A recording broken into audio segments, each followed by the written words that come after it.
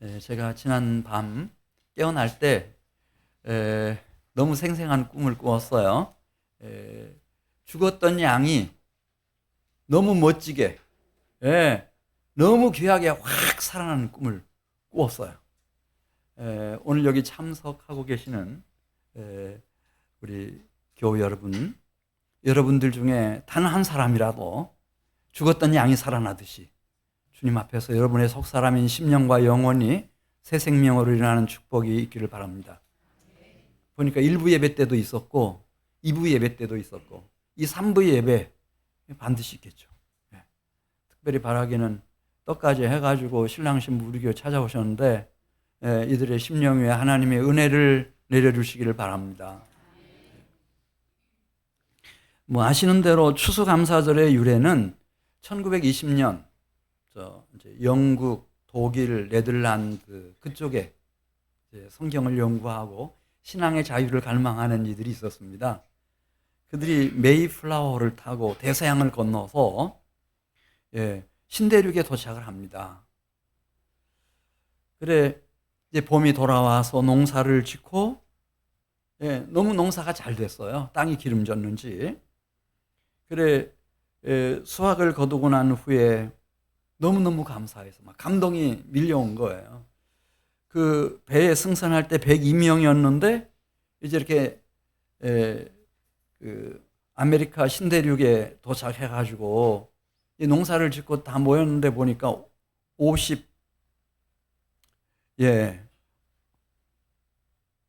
제가 적어 가지고 갔는데 53명 있었어요.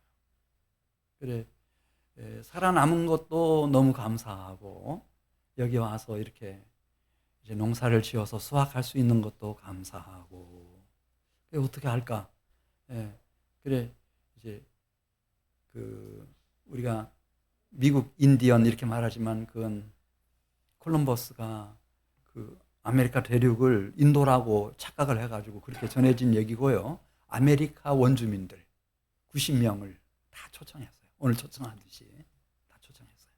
그렇게 해서 함께 하나님께 감사 예배를 드리고 교회에서 우리가 이제 청소도 하고 여러 가지 준비했던 것처럼 이 사람들도 맛있는 음식도 준비하고 그래서 아주 유쾌하고 즐거운 잔치를 벌였는데 이 초청 잔치에서부터 이제 감사절, 추수감사절이 유래가 됐습니다.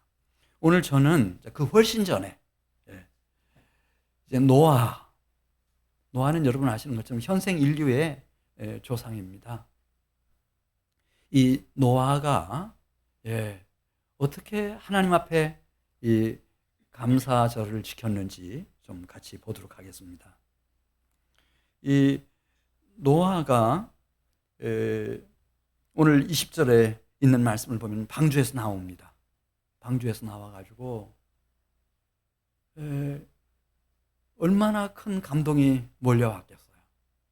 그러니까 1년 전만 해도 자기와 같이 동고동락했던 마을 사람들, 고향 친구들, 아니면 이 지상에 있는 모든 살아있는 사람들과 생명을 가진 동물들이 다 죽었어요. 왜냐하면 150일 동안이나 물이 이 지구를 싸고 있었거든요.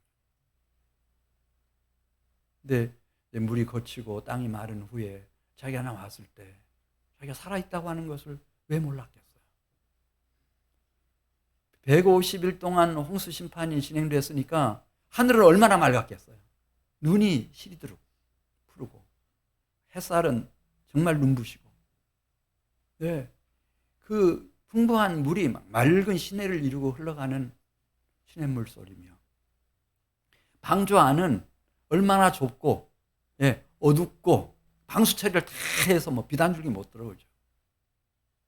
지금처럼 유리가 있어서 창문을 만드는 것도 아니고 그 당시에는 깜깜한 흑암 같은 어둠 속에서 이 갖가지 동물들이 배설한 배설물이 막 부패하는 바람에 이 가스가 말이죠 방주 안을 가득 채웠을 거예요.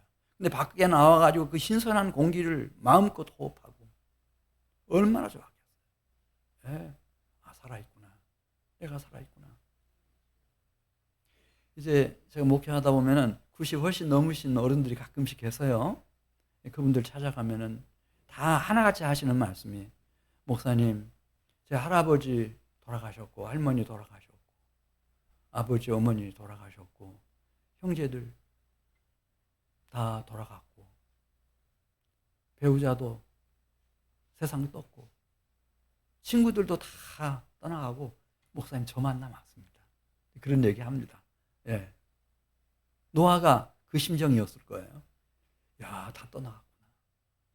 이 지구상에 남아있는 사람이라고 하는 것은 하나님과 동행했던 노아는 충분히 느끼죠. 예, 이 홍수 심판의 기간이며, 네, 그 심판의 두려움이며, 그 위력을 충분히 느꼈을 테니까. 아, 내가 이렇게 살아있구나. 내 가족들이 지금 여기 살아있구나. 거기서 밀려드는 감동. 하나님이 천지 만물을 다 창조하셨지만 우주 끝까지 이런 감동을 할 수 있는 존재는 하나밖에 없어요. 누굴까요? 하나님의 모양 형상을 따라 지음받은 사람이에요. 누가 사람이죠? 한번 만져보세요. 네. 우리 사람에게만 이런 감동하는 능력을 주셨어요. 그래서 오늘 20절에 있는 말씀 보면은 이 하나님의 감동이 막 밀려왔을 테니까. 오늘 새벽에도 우리 유덕수 목사님 말씀해 주셨지만 다윗도 그런 느낌을 받았거든요.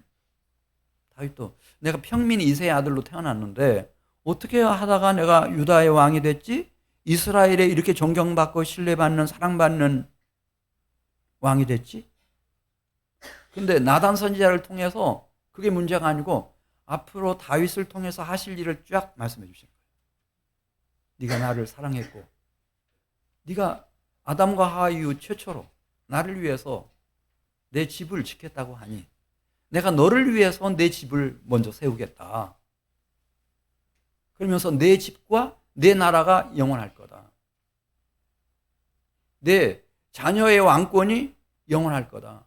그러면서 이제 다윗의 자손으로 이 땅에 메시아 그리스도가 오실 것이고 하나님의 그 사랑하는 아들의 나라가 세상 끝날까지 이 땅에 어떻게 흥할 것인가에 대한 비전을 보여주셨을 때 이 다윗이 그렇게 말을 합니다. 하나님 앞에 엎드려서 주 여호와여 나는 누구오며 내 집은 무엇이며 다시 말씀드려요. 주 여호와여 나는 누구오며 내 집은 무엇이기에 나를 여기까지 이르게 하셨나이까.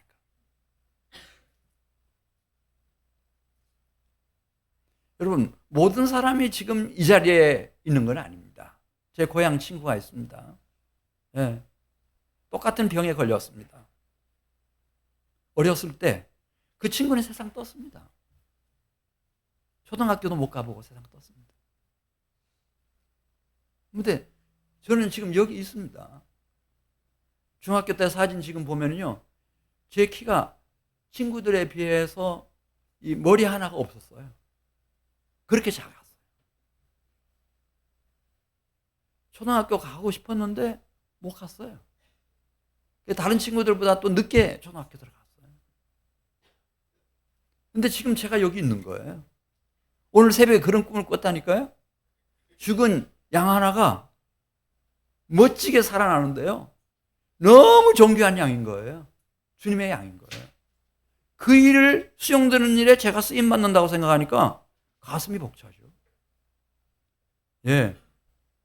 디모데후서 3장 16절에 있는 말씀처럼 하나님의 감동이 막 밀려들죠.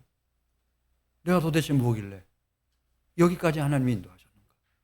그래서 다윗이 그렇게 기도한 거예요. 하나님, 저와 제 집이 무엇이길래 여기까지 인도해 주셨습니까? 2023년 추수감사주의를 맞으면서 우리 성도들 중에 좀 감동이 있기를 바라요. 하나님이 지금 나를 이 땅 위에 살게 해주셨다. 그리고 하나님이 귀한 일들을 지금 계획하고 계신다. 그런 감동을 받은 이 노아는 어떻게 하나님 앞에 나아갔나. 그리고 역시 하나님을 기쁘시게, 예, 행복하게 해드렸는지 지금 창세기 8장 20절에 나와요. 이때는 아주 오래전이에요. 그 전에 또 살았던 사람이 있어요. 노아, 이 아담의 둘째 아들로 태어났던 아벨. 아벨도 이 세상에 태어났어요. 그냥 양을 치는 목자로 살았어요. 근데 어느 순간에 그걸 느껴요. 야, 내가 원래 없었는데 어떻게 이 세상에 사람으로 태어났는지, 그리고 나에게 이 영혼을 주셨는지 너무너무 막 하나님의 감동이 몰려오는 거예요. 그래서 아벨은 누가 자기를 가르쳐준 사람도 없어요. 어머니 아버지가 타락한 길을 갔기 때문에, 형 가인은 살인자였기 때문에 아주 완악한 사람이었어요. 그런데 아벨이 그냥 그 감동 속에서 양의 첫 새끼를 잡아요. 그리고 그것을 번제물로 하나님 앞에 올린 거예요. 하나님이 너무 기쁘게 받으시죠. 아벨과 그가 드린 제물을 받으셨다. 그리고 많은 시간이 흐르고 난 후 역시 하나님으로 인하여 감동하는 한 사람이 출현하게 된 겁니다. 그가 노아입니다. 노아. 우리 8장 20절 말씀 같이 읽으면서, 노아는 그러면 어떻게 하나님 앞에 나아갔고 하나님을 그렇게도 기쁘시게 했을까? 우리 8장 20절, 노아가 여호와께 제단을 쌓았어요. 아벨은 그냥 번제만 드렸거든요. 그런데 인류 사상 제1호예요. 최초로 제단을 쌓았어요. 그리고 모든 정결한 짐승과 모든 정결한 새 중에서, 자신과 함께 방주에서 나온 정결한 짐승과 새 중에서 정성껏 흠과 티가 없는 제물을 취해가지고 번제단 위에서 번제로 하나님께 올려요. 이건 감동으로 되는 거예요. 오늘 여기 나오신 분들이, 예, 감동으로 오신 거죠. 제가 우리 홍주 합장님한테 문자 넣었거든요. 11월 19일 날 주소 감사주일입니다. 예배에 오십시오. 네, 목사님 가겠습니다. 그러니까 이건 제가 인도한 게 아니고요. 그냥 하나님이 다 준비를 해놓으신 거야. 기다리고 계셨어요. 기다리고 계셨어요. 다 그렇게 오는 거예요. 이 하나님의 감동이라는 게 있어요. 여기 뭐 돈 준다고 옵니까? 그 아까 보니까 와가지고 막, 예, 처음 오시는 분들도 막, 예, 오히려 하나님 앞에 뭐 헌금도 드리고, 이게 감동인 거예요. 감동. 노아가 배워서, 우리는 인생을 살아가면서 배워서 다른 사람을 흉내내서 하는 것도 있고, 그냥 감동으로 되는 일이 있어요. 근데 정말 의미 있는 것은 감동으로 되는 일이에요. 아니, 결혼하고 신혼부부가 신혼여행 가고 싶지 않죠? 절대 신혼여행 가고 싶지 않았던 사람 한번 손 들어보셔. 저는 너무 부끄러운 얘기인데 저도 토요일 날 결혼했던 것 같아요. 그날 신혼여행 가면 안 돼요. 근데 저는 신혼여행 갔어요. 저 집사람한테 얼마나 혼났는지. 아니, 무주구천동 들어가 놓으니까 교회가 안 보여요. 그러니까 결혼하고 첫 번째 주일을 못 지킨 거예요. 기가 막히죠. 그것도 신학생 신분에. 네. 근데 신랑 신부는 신혼여행 뒤로 밀어놓고 이렇게 예배 나온다는 게, 떡해가지고 와가지고 예배 나온다는 게, 이게 이 보통 일? 박수 한번 더 쳐줘. 오늘은 제가 좀 아부를 해야 돼요. 네. 정말 너무 대단하죠. 그래서 시편 50편 14절에 보면 이 하나님의 감동을 받은 사람들은 그냥 누가 가르쳐서가 아니고 마음에서부터, 시편 50편 14절에 감사로 하나님께 제사를 드리며 지존하신 이에게 내 서원을 갚으며, 그런 말씀 나와요. 그냥 막 감사한 거죠. 마음이 너무 감동이 들어요.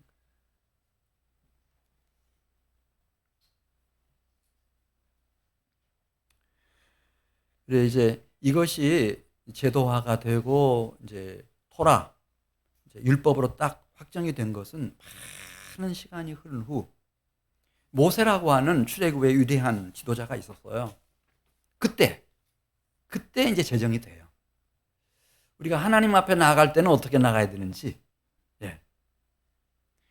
그때 그 히브리인 아담의, 아브라함의 자손을 우리가 히브리인, 이스라엘 이렇게 말하는데 성경에서 그들이 마치 방주 안에 갇힌 것처럼 돼버렸어요. 고대 이집트 문명 여러분 아시잖아요. 그 문명을 이끌었던 바로라고 하는 왕이 이 히브리인들에게 그때는 왕명이 국법이었어요. 최고의 국법이었어요. 히브리인들은 아들을 낳으면 나일강 하수에다 다 던져버려라 그렇게 했어요. 딸만 키울 수 있다. 모세도 여러분 아시잖아요.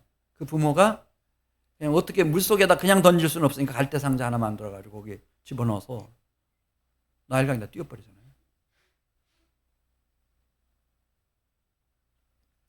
그래서 살 수가 없죠. 방주 안에 양식 다 바닥났죠. 공기는 오염될 대로 오염됐죠. 그 배설물이 다 부패하는 바람에 마실 물도 없죠. 빛 한 줄기 없죠. 거기서 더 이상 살 수 없어요. 그런 것처럼 이 장망성 같은 애굽 땅에서 히브리인들이 더 이상 살 수가 없었어요. 그래 하나님이 모세를 보내요. 바로에게. 그리고 바로에게 전해라. 나 여호와가 내 백성 이스라엘을 히브리 노예들을 내보내라고 그렇게 전해달라. 그랬더니 바로가 누군데 그 모세가 전해준 하나님의 말씀을 들어요? 안 되죠. 노발대발해가지고 모세 죽이려고 덤비잖아요. 그러니까 하나님이 그 강팍한 바로에게 어떻게 할 수가 없었어요. 10가지 재앙을 내리고 마지막 10번째 재앙이 뭐죠? 장자 죽음의 재앙이었어요. 바로의 왕자부터 시작해서 신하들의 맏아들 모든 과부의 외아들까지 가축들의 첫 새끼까지 하나님이 다 쳐버린 거예요. 놀라가지고 막 신하들이 다 몰려가가지고 바로를 설득해서 바로도 막 겁에 질리고 빨리 나가라. 히브리 노예들 빨리 나가라. 그래 놓고 생각해 보니까 애굽은 그 땅이 너무 비옥하고 수자원이 막 너무 좋고 그러니까 우리처럼 우리는 하루 12시간 해도 먹고 살기가 힘들었는데 이 사람들은 막 1년에 막 3모작, 4모작 부지런하면 막 얼마든지 할 수 있으니까 한 2-3시간 물만 잘 대주면 논에다가 그럼 막 먹을 양식이 넘쳐났다는 거예요. 고대에도. 근데 그 농사일을 하려면은 히브리 노예들이 절대 필요한 거예요. 그러니까 정신이 들자마자 아들 시신 치고 난 후에는 군대를 동원하죠. 병거에 자기가 진두지휘하고 올라타가지고 막 마병들을 동원하고 군대를 총동원해가지고 추격해 가는 거예요. 끝까지 추격하죠. 그리고 어떤 상황까지 됐나? 급기야 이 둘 중에 하나를 하나님이 선택해야 됐어요. 바로와 그 군대와 애굽 사람들을 선택하든지 히브리 노예들을 선택해야 되든지. 홍해바다에서 계속 추격해 오니까. 그때 이사야 43장 3절에 있는 말씀을 보면은 하나님이 자기 히브리 노예들을 위해서 바로와 그 군대와 그 모든 따르는 사람들을 홍해바다 속에 묻어버려요.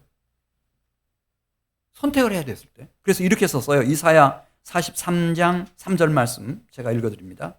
대저 나는 여호와 내 하나님이요 이스라엘의 거룩한 이요 내 구원자임이라.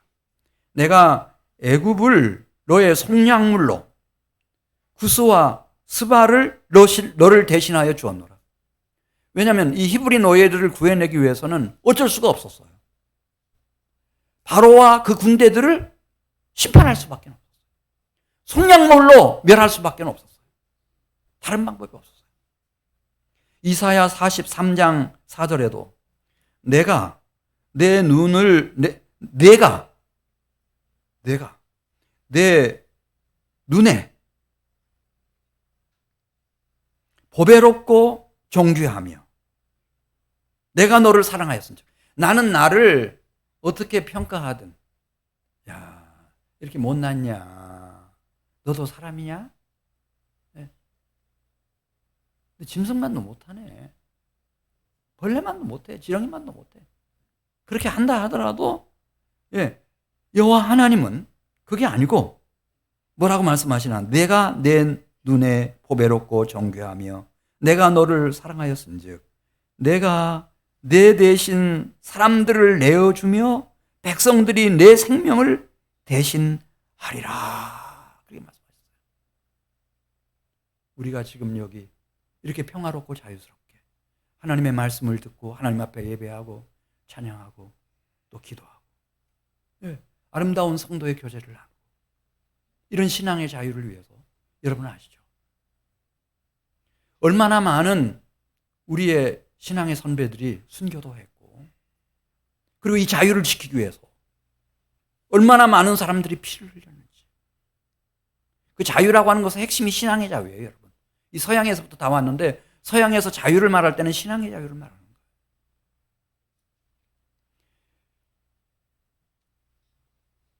그리고 하나님이 이 역사 앞에, 인류 사회 앞에 만일 하나님의 백성들에게 손을 대면, 그가 목사님이든 우리 성도들이든 교회를 불지르고, 예, 욕되게 하면은 북한처럼 된다. 신앙의 자유를 주고 지도자들이, 정치하는 사람들이, 중요한 사람들이 하나님 두려운 줄 알면은 어떤 나라가 된다. 그 남북의 차이를 지금 다 보여주고 계시는 거예요. 밖에 나가 보세요. 코리아에서 왔다고 하면 꼭 묻지 않습니까? 사우스냐 노스냐. 그 차이가 너무 큰 거예요. 모든 면에서. 정직성부터 시작해서. 한국은 다 소문났어요. 자기 물건 그 역전에 놓고 어디 갔다 와도 그대로 있다는 거 다 소문났어요. 그런 나라가 없어요. 자, 이걸 은혜라고 말해요. 하나님의 은혜. 할렐루야. 우리가 그 자유를 지금 누리고 있어요. 평안하게 눈치 볼 것 없이 예배드리고 있는 거예요. 얼마나 감사해요. 바울이 내가 나 된 것은 하나님의 은혜로 된 것이니 내게 주신 그분의 은혜가 헛되지 아니했다.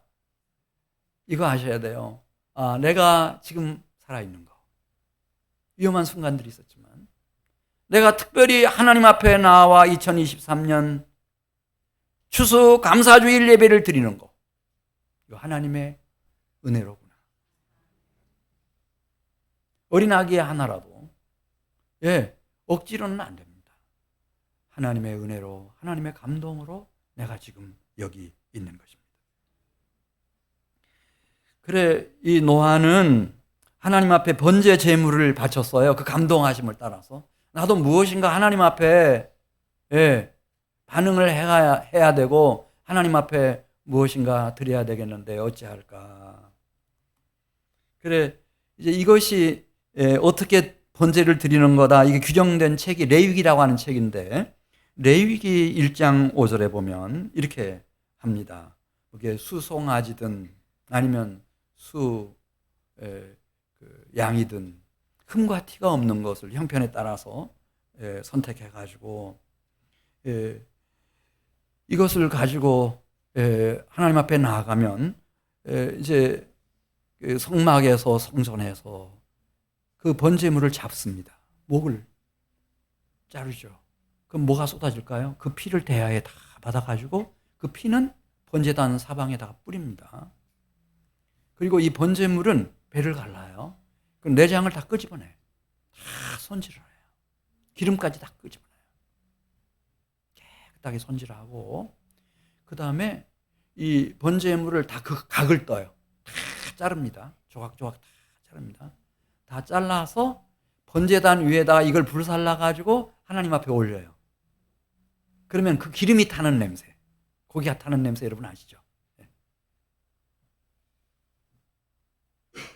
이걸 향기라고 했습니다. 향기. 하나님이 향기처럼 받으시는 거예요. 왜냐하면 이 피는 생명이거든요. 그러니까 적어도 이런 번제물을 드리는 사람은 이걸 아는 거죠. 생명이 어디로부터 왔는지. 노아도 그걸 아는 거예요. 나와 내 자식들이, 내 가족들이 어떻게 지금 여기 살아있는지, 이 생명을 누가 주셨는지. 그래서 방주에서 나온 정결한 가축 중에, 새들 중에 정결한 걸 잡아서 하나님 앞에 번제로 드렸습니다. 자, 창세기 8장 21절입니다. 그 향기라고 그랬어요. 하나님은 그렇게 그 번제물의 향연을 맡으시면서 기뻐하시는데, 이 하나님과 마음이 통할 수 있는 하나님의 감동을 제대로 이해한 사람 하나가 있으니까. 자, 창세기 8장 21절. 여호와께서 그 향기를 받으시고 그 중심에 이르시되, 하나님 마음 중심에 결심을 두 가지예요.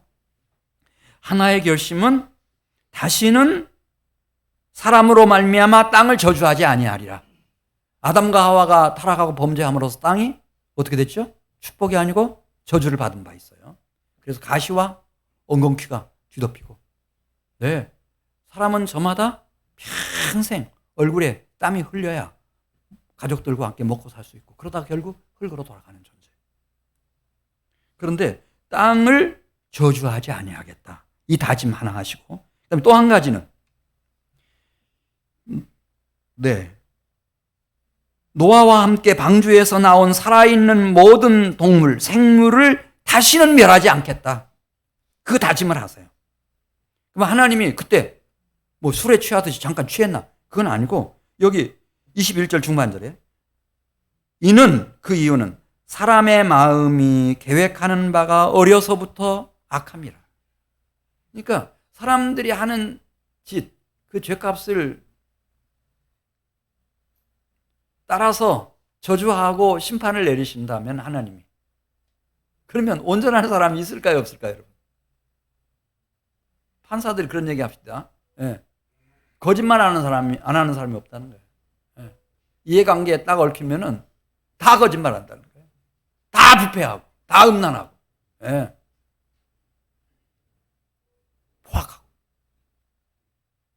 하나님이 그걸 다 하셨어요. 그럼에도 불구하고 하나님이, 하나님의 감동 속에서 이 번제의 향기를 하나님 앞에 노아가 올렸을 때 그 마음속에 두 가지 다짐을 하시는 겁니다. 내가 그들을 위해서, 이 하나님의 감동을 받은 사람들을 위해서, 첫째, 내가 이 땅을 다시는 저주하지 않겠다. 또 한 가지, 내가 생명을 홍수로 멸한 것처럼 진멸하지 않겠다. 그 두 가지 다짐을 하시는 겁니다.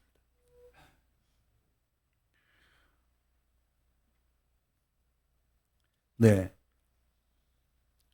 그러면 하나님이 거룩하시고 완전히 정의로우신 하나님이신데 이게 뭐야? 악을 그냥 보아 넘기는 거야? 네, 그건 아니고, 이렇게 악에 대한, 죄에 대한 저주와 심판을 보류하시는 겁니다. 미뤄두시는 거예요. 미뤄두셔. 언제까지 미뤄두시나? 침례 요한이 증언했어요. 세상 죄를 지고 가시는 하나님의 어린 양이 오실 때까지. 그래서 근원적으로 인간의 모든 허물과 죄를 해결하는 시점이 올 때까지 미뤄두시는 거예요. 바울은 고린도전서 5장 7절에서 이분이 오신 사건을 이렇게 썼습니다. 우리의 유월절 양 곧 그리스도께서 희생되셨느니라. 나의 유월절 양, 우리 모두의 유월절 양, 구원받아 할 영혼들을 위한 유월절 양, 그분이 진짜 오셨고, 이분이 나 대신, 우리 대신 십자가 위에서 저주받으시고 버림당하시고 심판받으시고 희생당하셨다.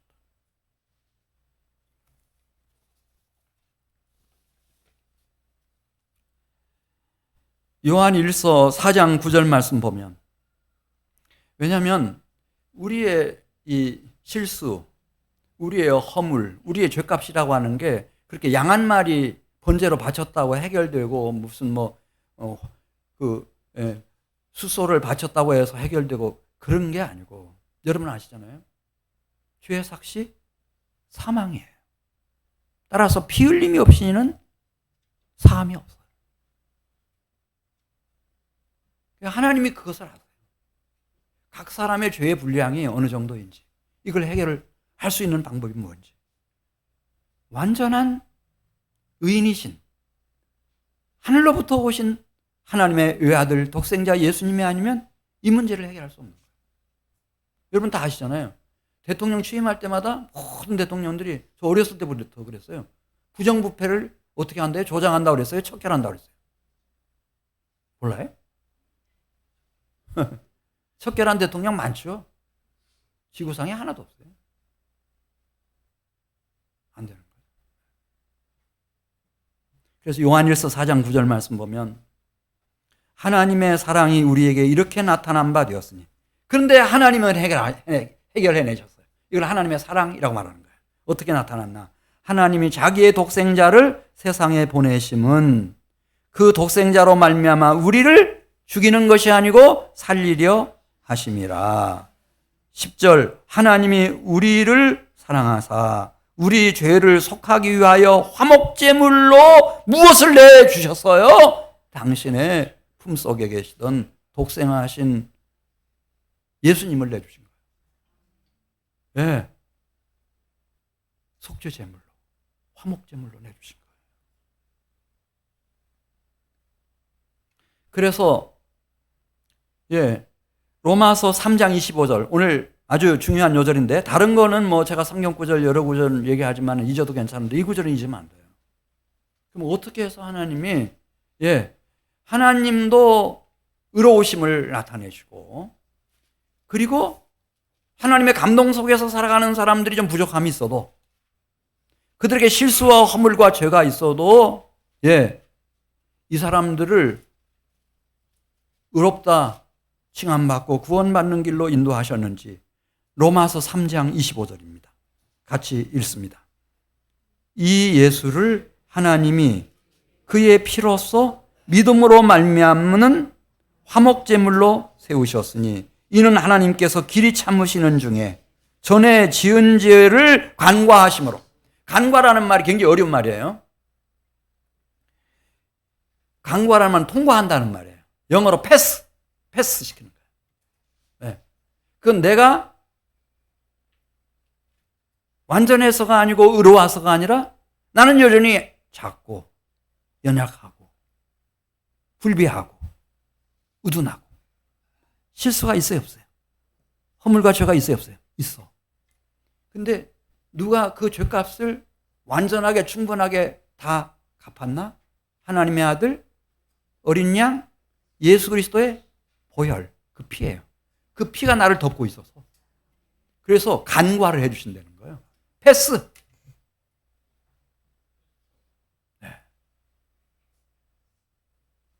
계속 보겠어요.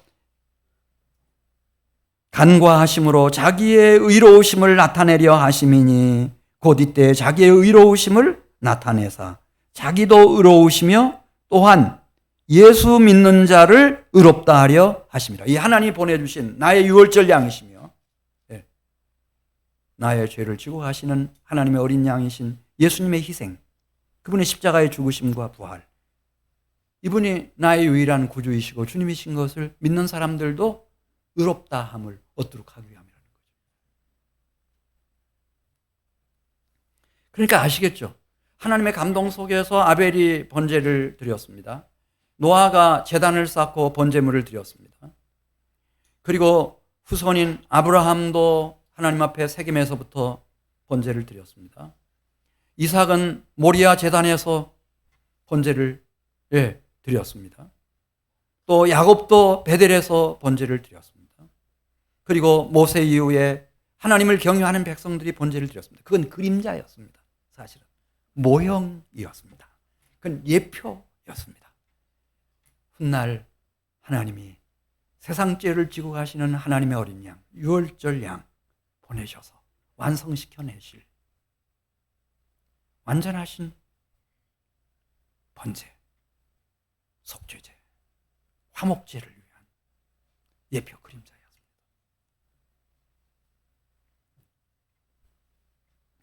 그래서 로마서 10장 4절에 보면 이제 더 이상은 예수님이 오시고 난 이후에는 제사가 필요할까요? 필요하지 않을까요?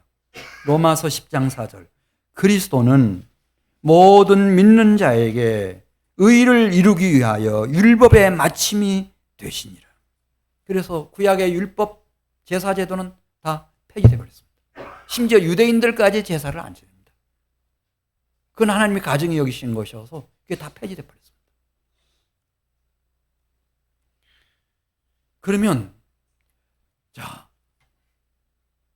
아벨처럼 노아처럼 믿음의 조상들처럼 경건한 영혼들처럼 나도 하나님 앞에 무언가 반응을 해야 되겠는데, 하나님을 섬겨드려야 되겠는데 어떻게 섬겨야 되나? 예수님이 오셨을 때 알려주셨습니다. 이후로의 제사는 요한복음 4장 23절 이하에서 설명했습니다. 영과 진리의 예배여야 된다. 무슨 예배? 영과 진리로 드리는 예배여야 한다. 그 영과 진리의 예배가 뭐냐? 예, 제가 대학 들어갈 무렵 김용건 목사님이 너무 안타까워하시면서 대학생 중에 예수님을 영접한 청년 하나가 있는데 자살을 했대요. 왜 자살했나 들어보니까 기가 막힌 얘기를 듣게 되었답니다. 예수님을 영접해서 이제 죄 안 짓고 살아야 되는데 뭐 여전히 죄 짓지요. 나쁜 생각하죠. 더 살아본들 죄밖에는 지을 게 없구나 이렇게 생각한 나머지 미혹을 받은 거예요. 가룟유다처럼 자살을 해버렸어요. 그건 하나님 뜻 아니에요. 예수님이 오시고 난 이후에는 우리 로마서 12장 1절 말씀 보겠어요. 이게 영으로 드리는 예배, 이게 무엇인지를 이렇게 설명했어요. 로마서 12장 1절. 그러므로 형제들아, 내가 하나님의 모든 자비하심으로 너희를 구원하노니 너희 몸을 하나님이 기뻐하시는 거룩한 무엇으로 드리라고 그랬죠? 산제물. 이는 너희가 드릴 영적 예배니라. 지금 영적 예배가 뭔지를 딱 일목요연하게 설명해 놓았어요. 이건 죽으면 안 돼요. 살아서 하나님이 기뻐하시는 삶을 사는 거죠. 할렐루야. 향기가 되는 거예요. 예수의 향기가 되는 거예요.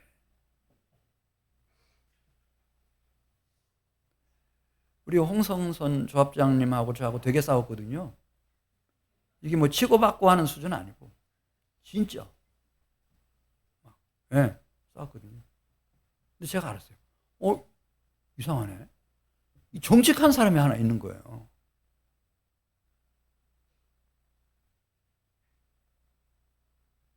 왜 이런 사람이 있지? 정말 저는 퀘스천 마크였어요. 근데 나중에 알았어요. 사모님이 아주 신앙이 독실한 하나님의 딸이었어요.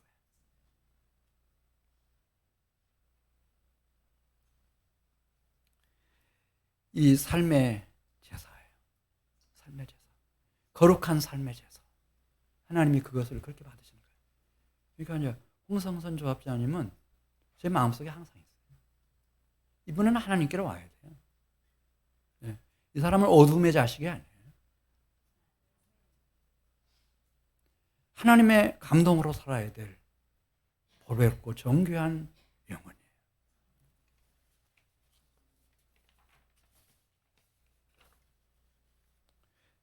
설교 시간에 이런 말 하면 안 되는데 설교거리가 없으니까. 고린도 후서 2장 15절에 보면 그래서 우리는 하나님께 바치는 그리스도의 향기라고 했어요. 할렐루야. 이게 영적 예배예요. 할렐루야. 누가 봐도 다른 거예요. 행동하는 거나 말하는 거나 표정이나 태도나 이게 다른 거예요. 향기예요. 하나님이 받으실 향기예요. 향기. 자, 이런 이들에게 주님이 뭐라고 말씀하시는 거? 너 빨리 죽어라. 그렇게 말씀하시는 게 아니고 창세기 9장 1절로 가겠어요. 창세기 9장 1절 가서 보면은 노아와 그 아들들에게 주님이 뭐라고 말씀하시는지 축복을 주시는데요. 이렇게 말씀하세요. 하나님이 노아와 그 아들들에게 무엇을 주시며 저주가 아니고 멸망의 심판이 아니라 복을 주시며 그들에게 이르시되 생육하고 번성하여 땅에 충만하라. Fill the earth. 너희가 충만해야 된다. 땅을 가득 채워야 된다.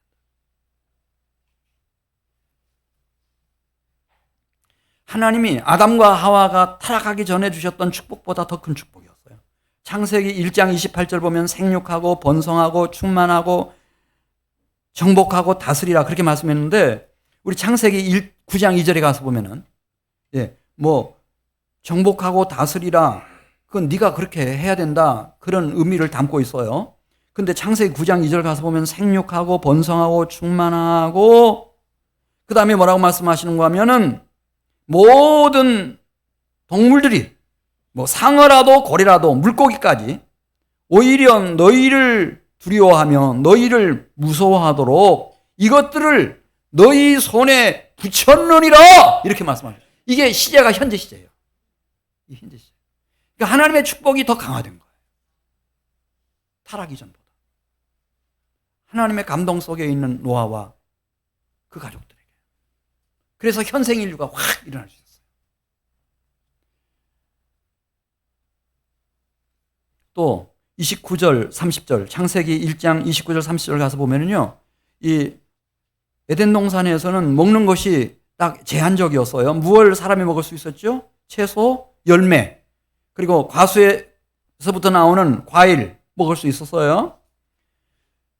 그리고 심지어 창세기 1장 30절에 보면 동물들도요. 다 그때는 육식을 못하게 했어요.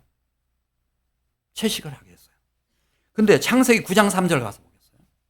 하나님은 이 축복의 범위를 확 늘려버려요. 어떻게 늘리는가?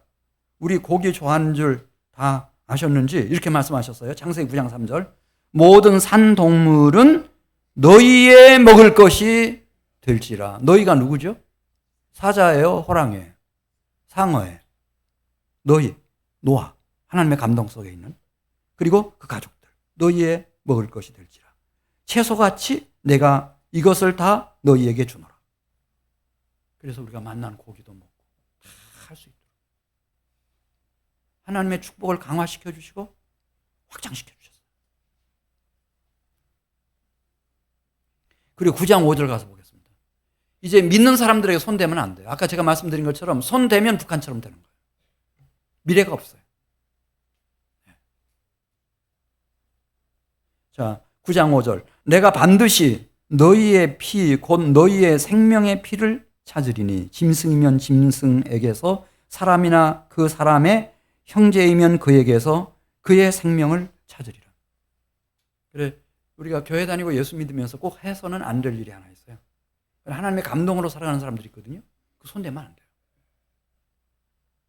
설령 실수를 하더라도 그래요.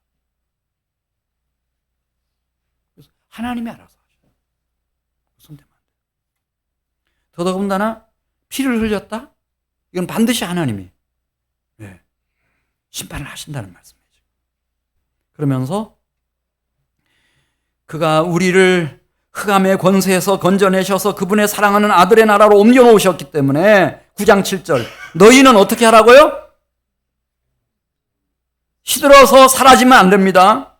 너희는 생육하라, 번성하라, 땅에 가득하여 그 중에서 번성하라. 이거예요. 예수 믿는 사람들이 극단적 선택하면 안 됩니다. 내 생명인데 내 마음대로 하면 안 되나? 안 됩니다. 인권이 중요한데 소용없습니다. 내 생명과 영혼을 지으신 하나님이 그것도 살인이라고 말씀하시니까. 더 악한 살인이니까.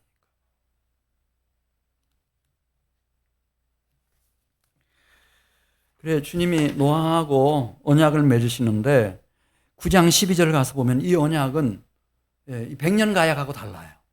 우리가 이제 젊은 남녀가 이렇게 혼인을 하고 우리 오래오래 변치 말고 같이 살자.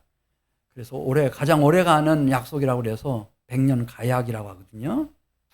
근데 저는 아직까지 목회하면서 100년을 같이 산 부부를 저는 만나보지 못했는데 우리 장로님이나 안수 집사님은 100년 같이 사신 분들 만났나요? 쉽지 않죠. 오래 사셨으니까. 100년 같이 사신 분 만났어요? 잘 모르세요? 아니, 만났는지 안 만났는지를 모르시면 어떡해요? 안수 집사님? 저도 못 만났어요. 100년 못 가요.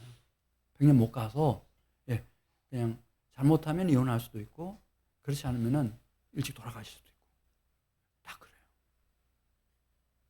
그런데 하나님의 감동 속에서 살아가는 사람들과 맺은 이 언약은 9장 12절에 보면 대대로 영원히 세우는 언약이라고 말씀했어요.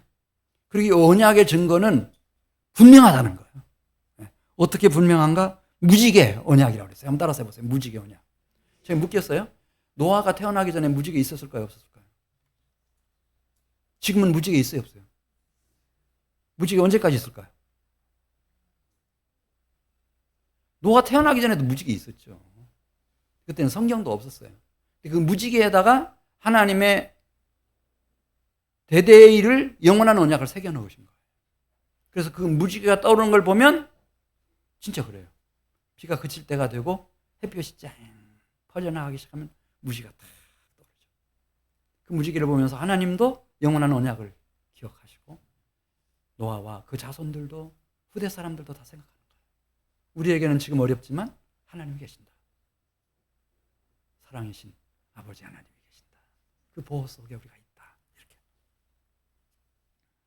창세기 15장 4절에 보면은 이제 그 시간이 많이 흐른 후에 믿음의 첫 번째 조상인 아브라함이 태어나요. 근데 아브라함이 막 고민에 빠졌어요.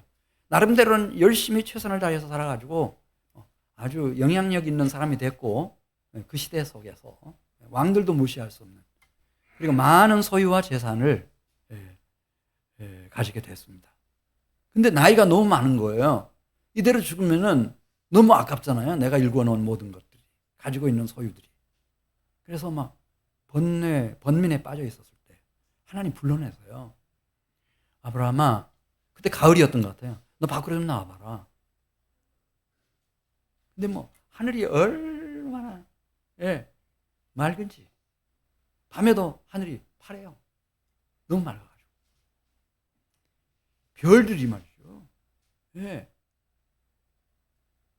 이야, 그때 하나님이 제 생각에는 아브라함의 눈을 좋게 해주셨던 것 같아요.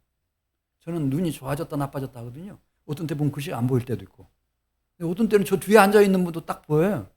오늘 신랑 신부가 딱 앉아 있으니까 딱 들어오잖아요. 참 신랑 멋있게 생겼고 신부 예쁘구나. 이름도 어떻게 그렇게 한빛? 한빛. 우리 조카 이름하고 똑같네. 한빛. 진짜. 그렇게 잘 보이듯이 아브라함도 그때 눈을 확 열어주셨던 것 같아요. 하늘의 무별들이 빛났다 그랬어요. 그때 딱 말씀하신 거예요. 아브라함아, 너 지금 기죽을 필요 없고 불안하고 두려워할 필요 일도 없다. 내가 내 자손을 이 무별들처럼 번성하게 해주마. 지금 4,000년을 넣었어요. 유대인들은, 이스라엘 백성들은 누구의 자손인가요? 아랍에 사는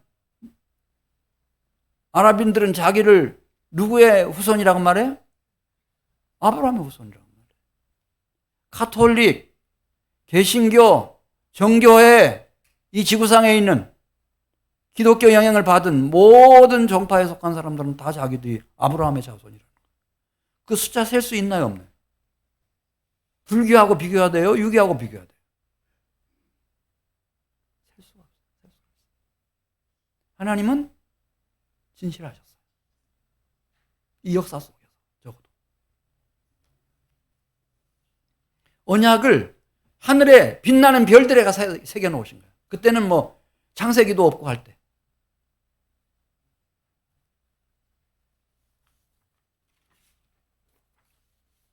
이 땅에는 잘 살펴보면 하나님의 언약이 있고 그 언약의 핵심은 하나님의 아들 그리스도 예수를 보내주신다고 하는 언약이고 그리스도 예수의 언약이 있어요.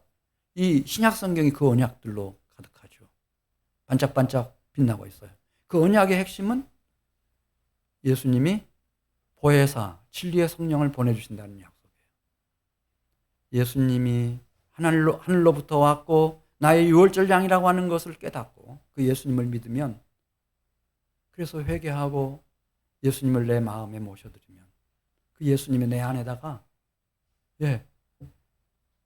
진리의 보혜사 성령을 부어주셔요. 그 성령으로 살면 이 어둑한 세상에 살면서도 그 많은 미혹을 해시고 무엇이 하나님의 뜻인지를 분별할 수 있는 영적인 사람이 돼요. 그 은혜가 얼마나 큰지 로마서 8장 28절 말씀. 나도 나같이 이렇게 미진한 인생이 하나님을 사랑하는 자의 반열에 서게 되고, 우리가 알거니와 하나님을 사랑하는 자 곧 그분의 뜻대로 부르심을 입은 자들에게는 모든 것이 합력하여 선을 이룬다고 말씀했어요. 나의 못난 것까지, 나의 병약한 것까지, 나의 상처와 아픔까지, 나의 실수까지, 나의 허물과 억만죄까지 다 합쳐져서 너무 놀라운 하나님의 걸작품으로 빚어지도록 만드신다니까요. 노아 시대 홍수 심판으로 다 죽었어요. 120년 만에. 그리고 그때 하나님이 딱 정하시잖아요. 6장에 나오지 않습니까?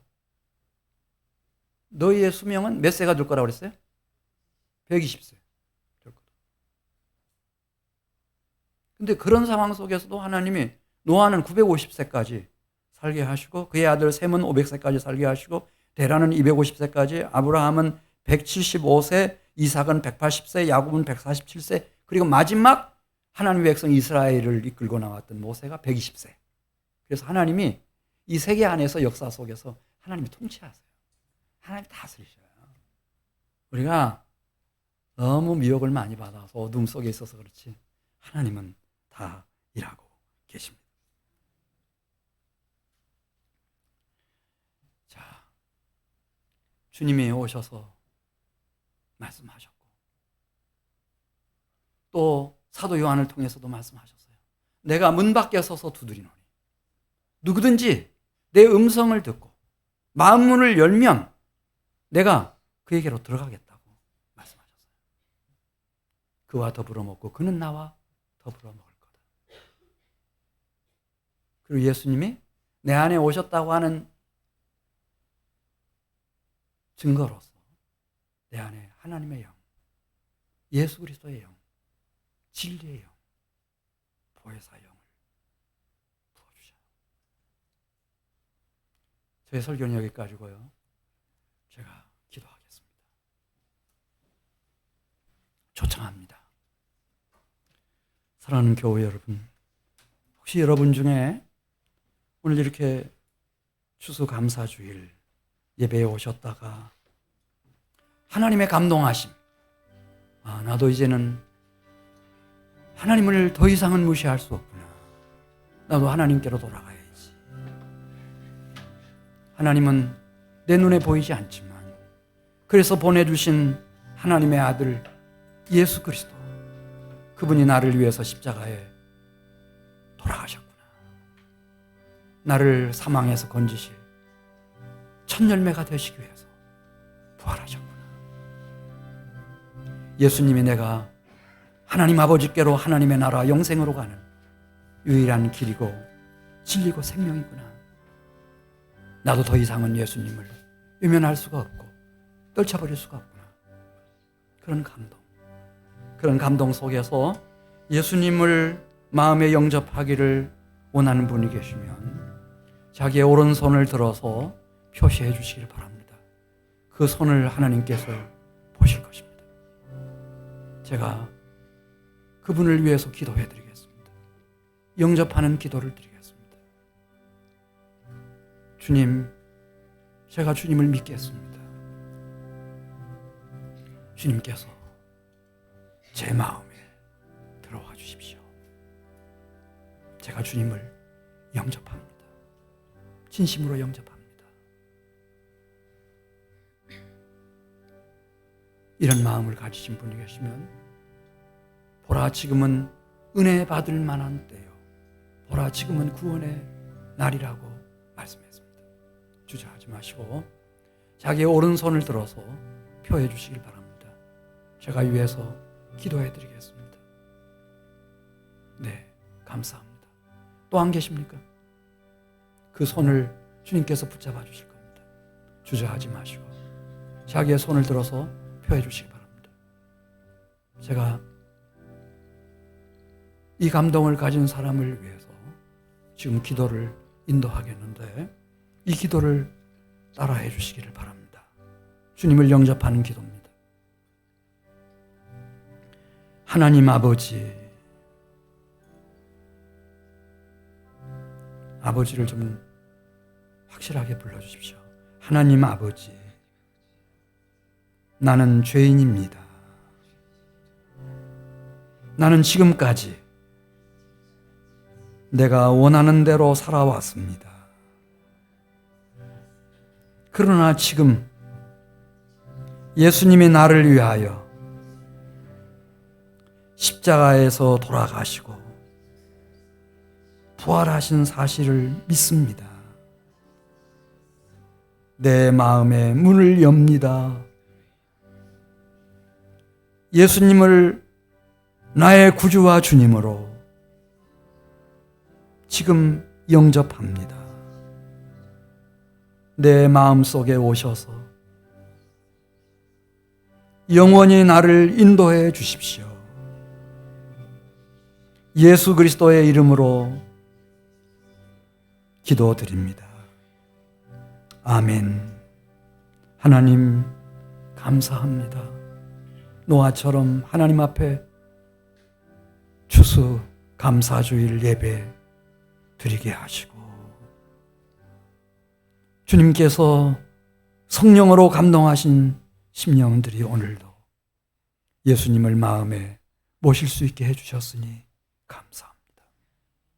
성령으로 역사해 주시옵소서. 예수님의 이름으로 기도드리옵나이다.